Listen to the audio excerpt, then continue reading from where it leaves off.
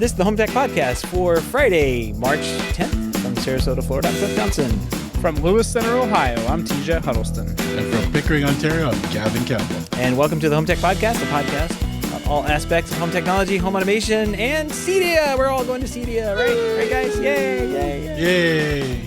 I'm slowly knocking stuff off the list. Yeah. Like, buy a booth space. That's what my task for this week is. Spend lots of money to buy a booth space. I don't know if you guys know how much booth spaces are, but they're very expensive at CEDIA. And it's just like renting a concrete floor space. You don't even get anything with it. You have to bring everything in and set it all up and stuff. It's not going to be fun. Pay to have it all shipped, pay to have it all set up, do this, do that. Yep. Big old investment. Yeah.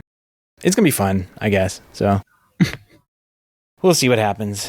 TJ, you've been talking about in the hub. I've been seeing you guys get food suggestions. I think Gavin's up for getting some Rocky Mountain oysters. That's what it sounds like. Yeah, it sounds like he really wants them. I mean, I hear they taste like chicken, so yeah, a little bit of fried chicken while you're in Denver never hurts. I heard they're extra salty though, but okay, I'll be honest. I only just learned what Rocky Mountain oysters were. You know, I thought it was seafood, like I hear oysters. I was like, all right, let's go eat some seafood. You guys have taught me something new today. And wow, that's all I have to say. But if someone wants to pay for my flight to CEDIA, I'll eat them. If you want to dare me, I'll try them out, flight to CEDIA, I think first class. I don't think I would hesitate to try them, but I also wouldn't go out of my way to try them. It's just not on my list. I have a bunch of Spanish restaurants and some pizza places on the list, but Rocky Mountain oysters have not made the cut. First, when I Googled Rocky Mountain oysters, the first story that came up was everything you want and didn't want to know about Rocky Mountain oysters and why people eat them. So yeah. I will we'll put the link to that in the show notes because I don't really know why people eat anything, I guess. That's the truth. That's true. So what's the most exotic thing you've probably eaten? Like I was saying, I ate Wendy's over the weekend. Oh, yeah, that could mess with your stomach. What are we classifying as exotic? I mean, from a faraway place or an odd food combination? Like animal or something. You've had frogs, you have the basic. I know you've had alligator. I mean, I think one of probably the strangest foods I've had is a curry mango. But nothing like yeah, that's pretty gross. But no, that's not strange. I've had that. It's not a good flavor. I can't really think of anything exotic, I guess. I don't know. You haven't even had a beef patty yet. I know I technically have. Yes, I have. Yeah, everybody's had a beef patty. Yeah. What are you talking about? Oh, Seth, though. He technically you have? Yeah, he went to the place and bought one. We made him. Oh, he did get one. Yeah, we made him. All right. I wasn't sure if you actually fulfilled that. No. I went to a restaurant in Orlando and had oxtail. I'm going out of my way. Wow. Yeah, I know. I'm going out of my way to get some spicy food from Jamaica. Wow. It's happening. Nice. So. Well, I'm impressed. Yeah. No, it's good food. Well, both of you better be willing to eat while we're in Denver because I really don't do vacations. I do foodcations. So all of my travel is based around different restaurants and what I can eat. So HomeTech Podcast. That's right. GPT, yeah. That's gonna have to be a domain, like a .com level. Oh, domain, I'm right? sure. Yeah. I know. Nah, but we're getting the final touches on CEDIA. So if you know me at all, I'm not a person that plans anything like this far in advance. I usually wait till a month or two. But I know if I don't start talking about this and start planning and scheduling things, I'm gonna forget till the last minute, and then everything's gonna be gone. Yeah. So I've got the hotel booked for CEDIA now. I just got the flight booked for CEDIA. We'll be there the 2nd through the 9th. So we'll be there Saturday to Saturday. Got the rental car booked for about 4 or 5 days so we can go explore outside of Denver for a little bit. So, getting there surely but slowly. Yeah. I mean, and not for nothing, but there's a lot of people that are booking things right now. I mean, between, if you go look at the floor plan, it's mostly filled out. There's a bunch of empty spaces still showing, but that's naturally how things go. And then they kind of tighten it up later on, or people jump in later. But all of the big booths and Crestron, Lutron, most of the floor is booked out. We're kind of off on on the side, I was kind of reserving a booth today so we could have a place to live and that's easy to find, I guess, is kind of what we went with. And yeah, we're just off on the side. Off on the side in the corner, as one does in our company. It seems like the most appropriate place for us. So we're going to hopefully be on the right hand side all the way down to the end. So like when you walk in the door, turn right and you'll find us down on the end there. But that was a long drawn out conversation at work, and it's been a lot of planning still to go because we've got to get furniture and all the stuff that you just talked about. Like all the equipment has to show up and get set up and all that. Not gonna be so many logistics behind it. Yep. I'm not jealous of that part. I just gotta get on a plane and head there. That's it. Mm-hmm. Yeah, no, it would be nice if that was all we had to do. So hopefully I can get that wrapped up. Most of the preliminary logistics wrapped up this week. I got Infocom wrapped up. We have a booth there, so ooh, nice. Yeah, I can't wait. Like it's gonna be fun. You'll see me there too. So we're gonna be seeing each other a lot this year. We're gonna high five in Orlando. Right. Yeah. I feel so left out. It's where we first met at, Seth. I know, right? That was crazy. That was a while back. Yeah. That was Greg was there. Yeah, that was a great show. Pre-COVID. Good times. All right. Well, we got no news this week again. Just a couple of headlines, but the news is there. But what do you say we jump into some HomeTech headlines? Let's do it. All right. Well, along with a new CEO, Ring has announced new plans to place several of its core features behind a paywall, which means existing users will need a Ring Protect plan to maintain some of the features they currently enjoy. Starting on March 29th, the home and away modes on camera devices will be shifting from being free to subscription-based, and support for Alexa is also heading behind that same paywall. So if you want to use the Alexa integration with your Ring devices, you'll need to upgrade to having a Ring protection plan. It's not just Ring's camera-based devices that are getting hit. If you pick up a Ring alarm security system after March 29th, those in-app features will also be behind a paywall, effectively meaning that you'll have to pay to arm or disarm your alarm system, receive notifications, or have any security automations set up. Existing Ring alarm users will maintain those features, and even if they don't pony up for the Protect plan. For its part, Ring says there are some features that will remain free to use, such as live view, two-way talk, and motion detection. Yay. But that's not stopping users on the internet from expressing their frustration with the change. So far, it appears to apply only to users here in the US and Canada, but we'll probably see this roll out through Europe and other regions in the upcoming month. This is kind of wild. This seems like a core use of the Ring system, and now you've got to kind of upgrade to this Ring Protect plan to even arm and disarm your system. It's kind of wild. That sums it up right there. It's a core feature. You arm and disarm. What else are you going to do with your Ring security system? And for them to lock it behind, a paywall just means now you pretty much have to pay just to use it. Yeah. Right. And I think a lot of people are not happy about that. I honestly don't think I've ever used these modes. But I do find it annoying that they're going to take away something that used to be free and make it a paid option now. And I think in a lot of developed countries, probably only the EU, they might actually get in trouble for this because they're taking away features that somebody bought a product for and putting it behind a paywall. But in America, they're not going to do anything about this. Oh, no, not at all. They'll probably give them an award. Yeah. I have used the arm and away mode on my alarm system, and I guess that kind of integrates and is kind of the same thing for the cameras, but I've never changed any of those settings on the camera. The cameras just kind of do their thing and record motion detection and all that stuff. But I've never used the cameras in arm and away mode, specifically, if that makes any sense.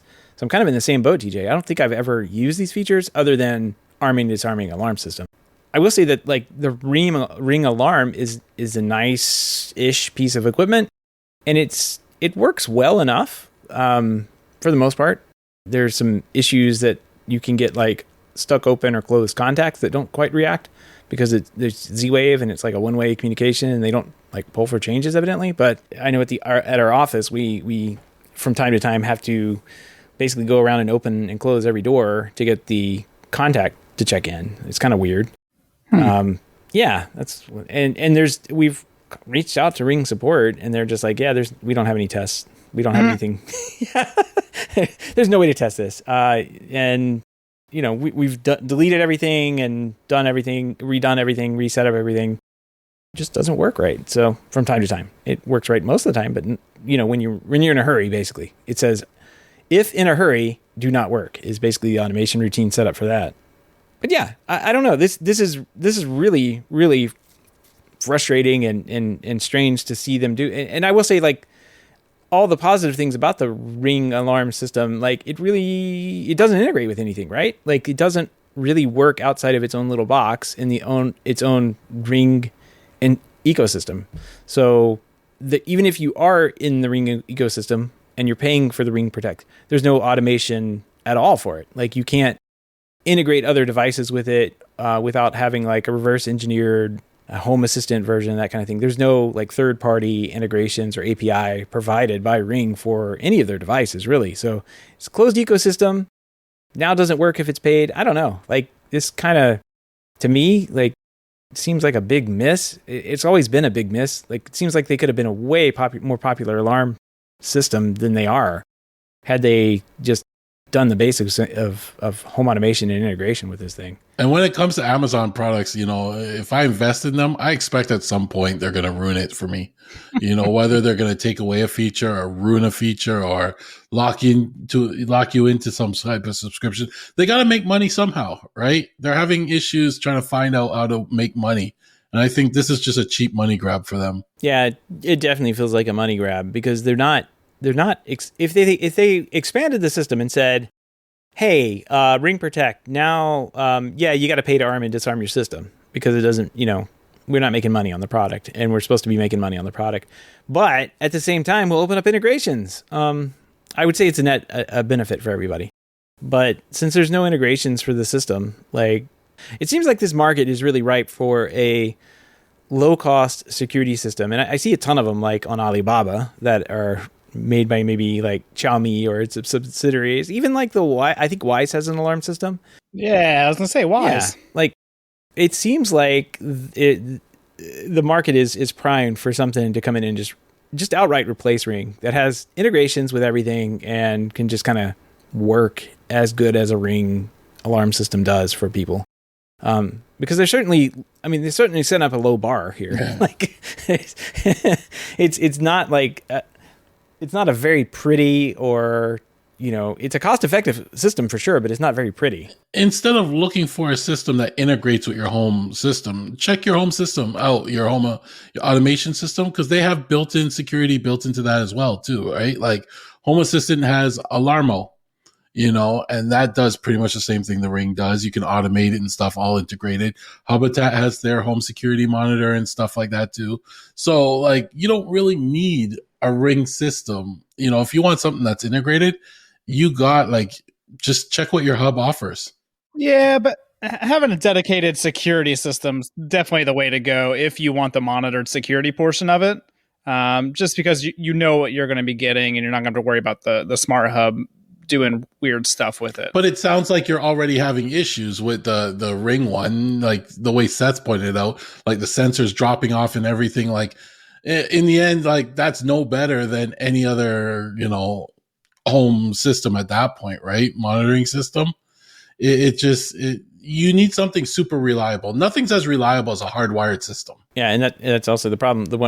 We're using the retrofit module at the office, so it's like it's a retrofitted, like it's all hardwired, but unfortunately, it goes back to a module that's wireless, and that's what keeps disconnecting. Mm-hmm. I agree. I think a hardwired or a hybrid type monitored system would be great to have.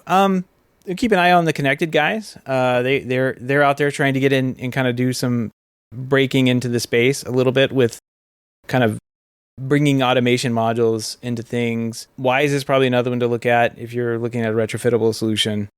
I don't know. I'm kind of like, at this point, I don't really have any reason to use my Ring alarm system anymore, other than I'm kind of grandfathered into a low-cost plan where I don't pay that much per year. But that might be changing. Yeah. If they could change this, they may change that. And my home security system setup is mainly just for monitoring. To be honest, Like if someone's breaking into my home, by the time police get there, they probably got what they want and they're out there anyway. Oh, for sure. So Yeah. when something gets tripped, it basically will text me, call me, email me, and I'll be able to watch video feeds of what's going on and, that type of stuff. Right. So I'm good with that. I don't need something to make tons of noise and try and scare them off, because they're going to get what they want and get out anyway. Yep, that's true. If it's just a smash and dash or whatever, they'll definitely get in and do what they need to do and get out before anybody's going to show up. A lot of people keep their valuables in kind of the same places. Master bedrooms are typically where we see the break-ins happen. People run in there, open up some drawers, steal some jewelry, do what they have to do, and take off. And if they grabbed a few $100 in jewelry, that's a few $100 in jewelry they didn't have a few minutes ago. So, I don't know. It'd be interesting. I do think that the market is primed for something that works well across all spaces with integration. And I would pay even a little bit extra if it worked like the Ring does, where the keypads are kind of like wireless with batteries, or you can hardwire them. Like there's a lot of good design that's gone into the product, but unfortunately it's always been like held back by the software, I think. And I really wish they did it was more reliable and did integrate period outside of its own ecosystem. I don't know why they held it back as long as they have, and now they're making it even harder.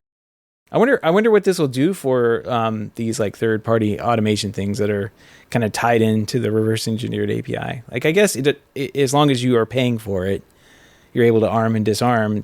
That's not going to break. Yeah, I mean, this is only for the cameras itself, so it doesn't seem like anything else is affected by this yet.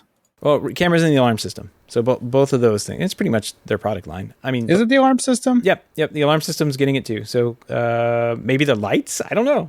Do the lights count? Well, according to this email, it just says Ring doorbells and cameras will require a Ring Protect plan for home and away mode.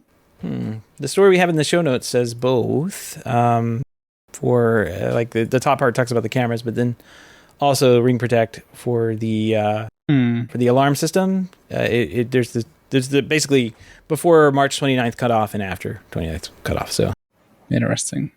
Buy it now if you want those features to stay the same, I guess. That's nice. Less than a month notice as well. So it's a good company. Jeez. All right, let's move on. Talk more about Amazon. Amazon has just recently received FCC permission to launch over 3,000 satellites and start offering home internet from space. The company hopes to bring high-speed internet to 300 to 400 million customers worldwide. Amazon's banking on if those customers have access to high-speed internet, they'll be more likely to be online and use Amazon products. More video streamed, more Amazon orders maybe, more music listening to. That's all in theory. Gets them a little bit more money. Let's check on the Alexa division to see how that's working out, though. Anyway, may have been a good plan a couple of years ago. FCC is giving Amazon until mid-2026 to have at least 1,600 satellites in space, or they will face losing that approval for the project. Amazon says, for their part, they plan to start launching test satellites later this year. Kind of interesting. I wonder what Amazon Prime Internet's going to look like. Are you guys gonna? It's a SpaceX competitor. What is it? SpaceX? Starlink. Yeah, Starlink competitor. We've been hearing about this rumor for years now. As soon as Starlink came on, they were talking about, Amazon's looking into this too. Pretty interesting that we'll have all these little satellites flying around up there. What do you guys think? Gavin, this is going to bring, more internet options to you here in Canada. Like you need any more? What do you think about this? The space seems to be getting full right now. Like I was looking at a map of everything floating out there, and it looks like there's a lot of things circling the Earth now. And they're going to be adding thousands of more satellites up there now. So yeah, it's just adding. I hope they're clearing it up because I have a feeling the space around the Earth is going to be full of junk before we even get a chance to go up there. If we ever get a chance to go up there. Yeah, I'm going to see a lot more posts on local Facebook groups asking, what is this thing in the sky? And it's just going to be a bunch of satellites, going across and lighting up the whole sky. Are we over balloons now? It's are we done with the balloons? Yeah, nobody cares about balloons anymore. We're on trains now. Now, satellite internet sounds interesting. I know there's a lot of places, especially in America, where you don't have access to any good internet. You might already use satellite internet, but it's got a ping of like 1,000 milliseconds, and it's got like a data cap of like 20 gigs or 50 gigs, where that's the most you can download, which you'll go through in like easily a day. So there's not a lot of good options for rural America, and they probably will never have good options outside of satellite internet, just because it costs so much to add a cell tower or run physical lines or anything. So this is definitely a much needed thing. It's just a matter of, kind of like what Gavin said, how much stuff can we put up there, and it's going to ruin our view of everything. Well, just so you know, Starlink right now, as of February 2023, has more than 3,500 satellites in low Earth orbit. Oh, wow. And in total, they're trying to get 12,000 up there, with a possible extension to 42,000 satellites. So, wow. That's their goal, and so 3,000 just kind of seems like a test run for Amazon if that's what they're trying to do. But I mean, you see what they've been able to do with Starlink and that program. I mean, there's RV products that are developed. There's yacht and boat products developed for it. So it's, even with just a few thousand of these up there, a company could get into one of those niche markets and do really well for itself. So it'd be interesting. Internet for everybody. But it's going to be run by two companies. That's right. Well, what isn't run by one or two companies? Exactly. So just fits right in with everything else. Yeah. And even getting cell towers put up, I think most cell towers are backed by a fiber line to the site, or maybe some kind of like microwave site. I don't know. Like they still have to have internet to those cell tower sites. And typically typically it's fiber that goes in and gets hooked up inside there. So I don't know. It's interesting. Hopefully I personally like the in-ground stuff, and the satellite stuff is nice to have as backup, and in case Russia invades your country or something like that. So all right. Well, all the links and topics we discussed tonight, all two of them, can be found on our show notes or at HomeTech.fm/427. Nothing in the mailbag this week, but today LG has announced 3 revolutionary products. The first one's an automated smart shade with integrated mood lighting. The second is a widescreen projection system with built-in ultra short throw projector, and the third is a breakthrough immersive sound system. 3 things: an automated shade, a revolutionary short throw projector, a breakthrough soundbar, a shade, a projector, a soundbar. Are you getting it? Are you getting it? See, this is me channeling Steve Jobs. No, these aren't 3 separate devices. This is one device. And they're calling it the iPhone. Oh, no, it's Rest.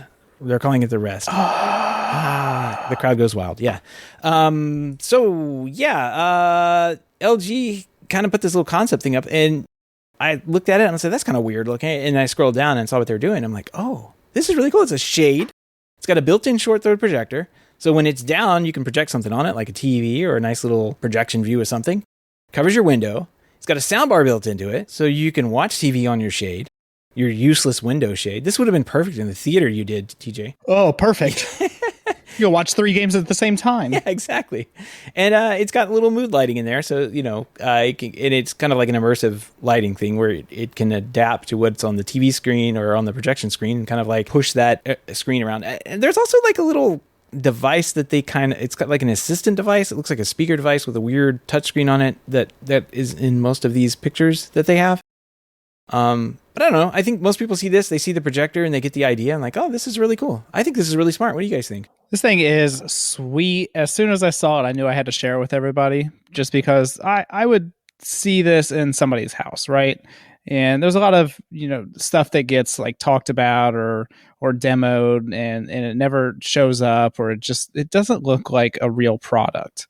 And this isn't actually out, but it looks like it would already be sold in stores or online or something like that. My only thing I think is funny is that like in one of the pictures, they have like a image of Mount Everest or some mountain being closed in the window. And it's like a nice, beautiful day outside, and the trees are green and everything like that. So I'm not really sure why. They could have made it rainy or something. Yeah, I'm not really sure why you need to block your sunny day with a picture of Mount Everest, but I'm here for it. It looks like a pretty cool object. I think it's pretty cool. Gavin, would you put one of these in your house? Would you replace some shades with this? Probably not, but I think this would be great in dorm rooms or in places where people, they're short of space, right? Because then you can have the TV, as well as the sound bar and everything in one, and it's your shade, right? So I think it's a great idea if it ever came, like if they ever really made this. I think they could sell stuff. Dorm rooms would be perfect. Anybody that lives in a small space, where they don't have a wall to mount a TV or something like that, it would be perfect for.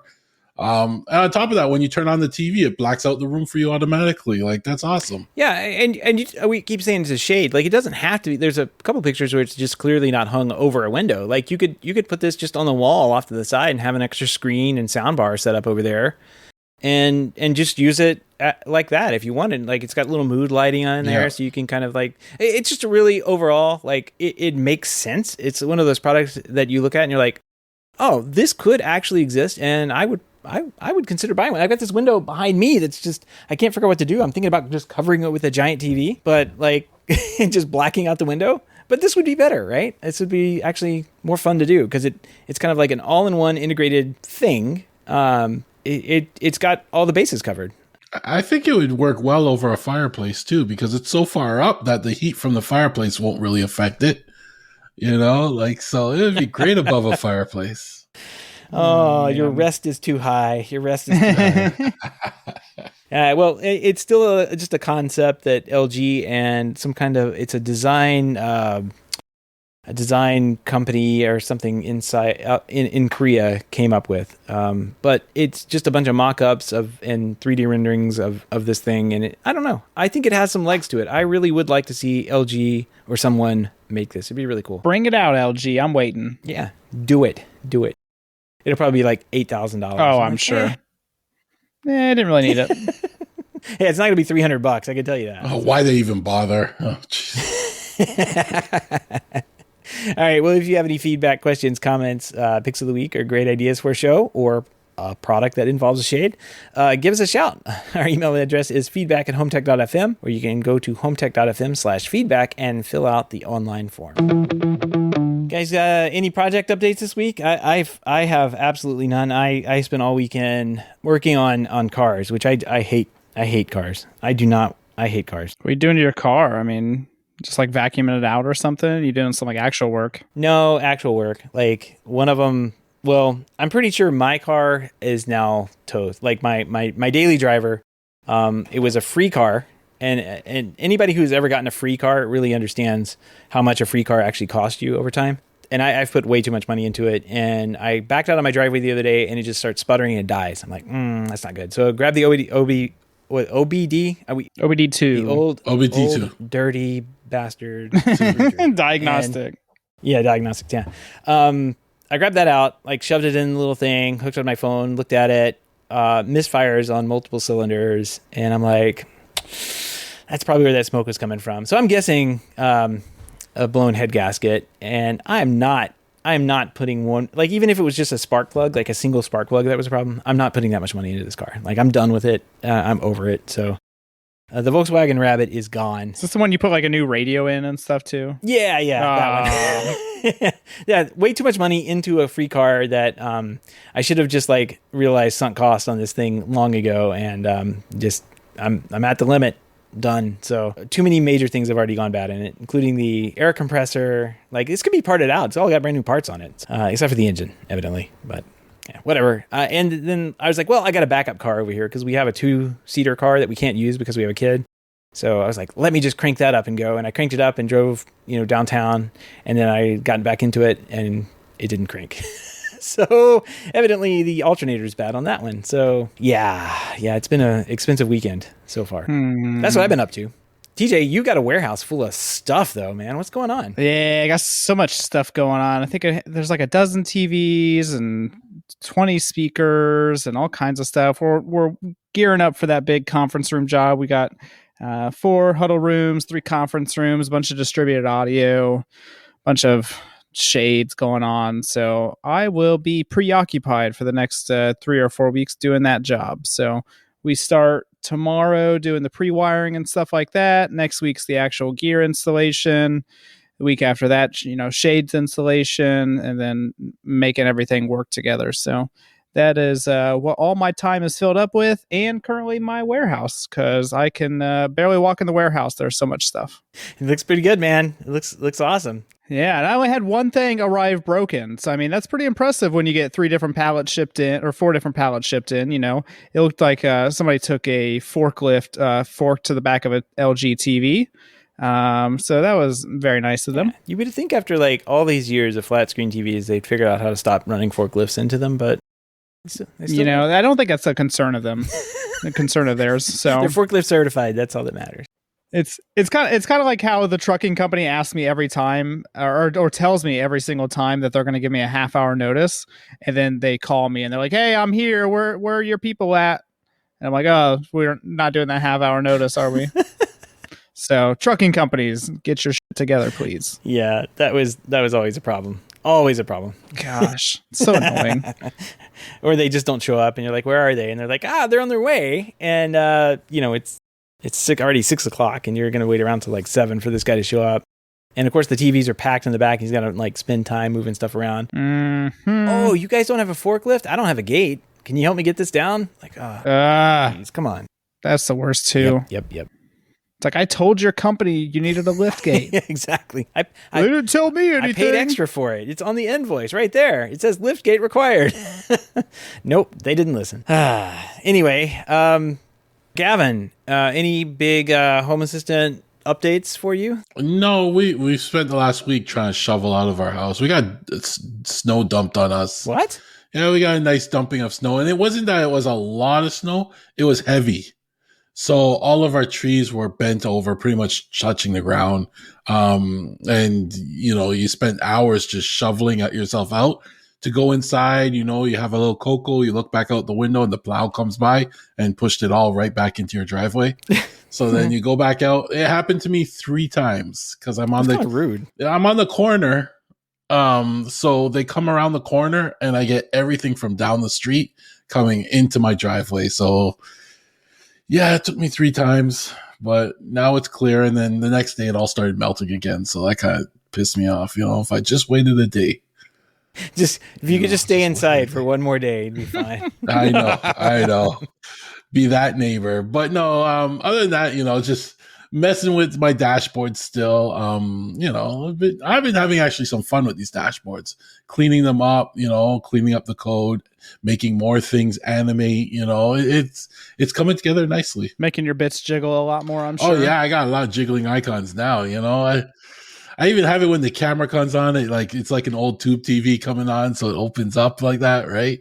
I'm like, it's kind of cool, like the HBO static. Wow. Yeah, well, I haven't gotten that far, but it's just the effect, So I've been messing with that. Add it to the list. I'll work on that. That's very cool. Very cool. Well, it's like 83 here, man. It's really hot, so I'm just rub it in. I don't want to know. On my second shirt for the day. We unfortunately, I can always tell when it's bad weather up north because like the south winds get really strong here. And the other day it was like 20 mile an hour, just pretty steady winds all day. But this time of year, through like a little bit of summer, we'll get this thing called red tide, which is like not fun. And it's basically like some kind of algae or something that grows out in the ocean. And it will, if you have respiratory problems, you basically can't breathe. And it stinks like crazy, kills all the fish. That stinks even worse. And yeah, it smells out there right now. So paradise in Florida, not such paradise with the red tide. Fallen iguanas and nasty smelling algae. I mean, at least you didn't have to shovel it. No, but I mean, if you could shovel it, it'd be nice because they would shovel it somewhere else. But man, it's I mean, you can smell it miles away from the beach. It's pretty bad. And I know that even down south where they had the hurricane, I guess it's been even worse because it's like all the runoff from all of the chemicals and stuff that leached out into the ocean for that hurricane made everything that much worse. So yeah, algae. Who knew? Florida. I guess we could have come to expect it's something that would happen in Florida. Florida, not even once. Not even once. Yeah. All right, guys. Well, I think that's going to wrap up another week here of Home Tech. We do want to give a big thank you to everyone who supports the show, but especially those who are able to financially support the show through our Patreon page. If you don't know about the Patreon page, head on over to HomeTech.fm/support to learn how you can support HomeTech for as little as $1 a month. Any pledge over $5 a month gets you a big shout out on the show, but every pledge gets you an invite to our private Slack chat, The Hub, where you and other supporters of the show can gather every day to talk about what were we talking about this last week? There's been a lot of conversation in there recently. I was asking about a dock for Mac. Right. So I got a lot of suggestions for docks for, Macs and various brands. My neighbor just bought the new iMac and she was all excited. And then she realized it came with USB-C and she can plug in her old drives. So now she wants to buy a new dock and how much money that's going to cost. And yeah, she's learning nicely that, you don't just buy the computer. You got to buy all the accessories. Everything's dongle-rific now. So. Yeah. Yeah, and I've got questions in here to Richard. Don't ever ask if you have another podcast and you're like, hey, what should I ask this interview question? Like, I will ask a question, but it's not going to be favorable to the guest. So hopefully Richard did not ask the question that I asked him to ask his guest on his show. But I guess TJ, you were saying that one's out, right? The Insteon one? Yeah. So it actually just launched, I think today or maybe yesterday. But yeah, Richard Gunther had a interview with Richard. Can't think of his last name at the moment, from Insteon, and I've listened to about half of it. I need to listen to it again. I was kind of working during the middle of it, but a lot of good conversation on there about Insteon, what they ran into when they got the company, and kind of what they're working through now. I know one of the things they brought up is the fact that they are going to have to launch a new app at some point. The old app is going to continue to work, but they're going to need to create a new one in order to, kind of get around the limitations of not having access to the old code base, as far as I'm aware. Eek. So that is going to happen in the future. Yeah, that's probably not good. Yeah, and after a certain point, Google and Apple, they want you to update things and make them compliant, and if you can't do it, then you can't make it work on the new operating system. So, or if they introduce a new phone and suddenly it just stops working on that new phone that everybody has, yeah, that's not a good thing. iPhone 15 will be out this year, guys. So yeah, they may want to get on that pretty quickly. Yep. I don't know how long it's going to take to rewrite an app, but I know it's not something that happens overnight. Whew, good luck to them. If you want to help out but can't support the show financially, totally understand. We just appreciate a 5-star review on iTunes or positive rating in the podcast app of your choice. That wraps up another week here on HomeTech. From everyone here, have a great weekend. Catch you later. Take care.